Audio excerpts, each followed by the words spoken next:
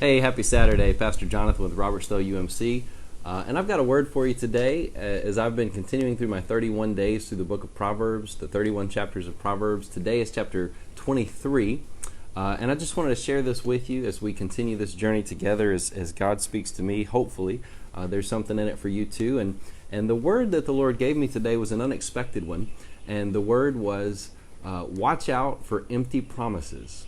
Isn't that interesting? Watch out for empty promises. And here's what I mean. Chapter 23 of Proverbs begins like this. When you sit to dine with a ruler, note well what is before you, and put a knife to your throat if you are given to gluttony. Do not crave his delicacies, for that food is deceptive. That's section number one. I'm reading these in paragraphs. Then he has another little snippet in verses 4 and 5 where he says, do not wear yourself out to get rich. Have the wisdom to show restraint. Cast but a glance at riches, and they are gone. For they will surely sprout wings and fly off to the sky like an eagle. That's little snippet number 2. And here's little snippet number 3, and you'll see how it's related to snippet number 1 in just a minute. Do not eat the food of a stingy man. Do not crave his delicacies, for he is the kind of man who is always thinking about the cost. Eat and drink, he says to you, but his heart is not with you. You will vomit up the little you have eaten, and will have wasted your compliments.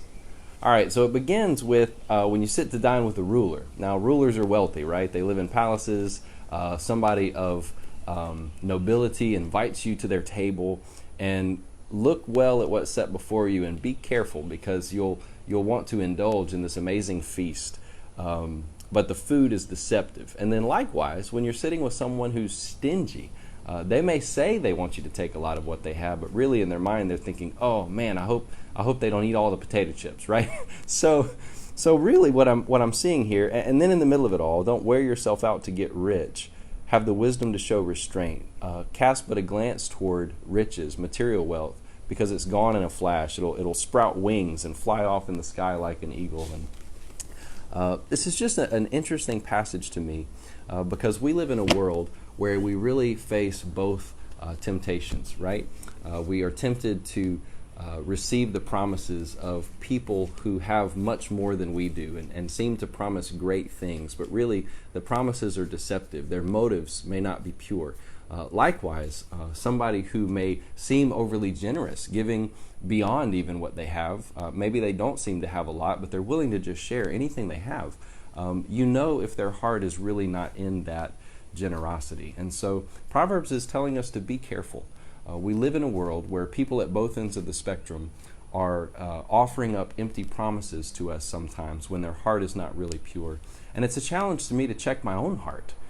When I am seeking good for people, when I'm complimenting people, when I'm offering words of encouragement, when I'm being generous and offering to share what I have, material or not. Sometimes we share immaterial resources like our time and our thoughts, our listening, which if you know, sometimes when you listen to people, it can be a sacrifice. You have to be selfless and think about them and offer them empathy. But when we're doing those things, is our heart really in it? Are we really generous with what we have? Do we have ulterior motives for offering what we have to someone else? So this is just the word that God shared with me. Like I said, it was unexpected. I'm not really sure I've ever seen this in Scripture before, or at least been challenged in this application of it. So I just offer it freely to you today in hopes that God will speak truth into your life, will lead you into greener pastures as you gain wisdom and understanding, not man's kind of wisdom and understanding, but God's kind of wisdom and understanding as He wants the best for you. And finally, I want to just celebrate the fact that there is one whose promises are never empty, and that is the Lord. The Bible is full of the promises of God. In fact, we're going to start a new sermon series in the morning at Robertsdale, worshiping online at our Facebook page and our website, and later archived on our YouTube channel. The sermon series is called Glory Days. It's actually based on a book by Max Lucado by the same title, but this series is going to be a little different. I'm certainly not just preaching through his material, but I loved his title, Glory Days, because it's about the story of Joshua. And it's so easy to look at our past, which is Egypt, and even the season that we've been in, which is the wilderness, and we certainly can relate to that, can't we? But God is always calling us forward.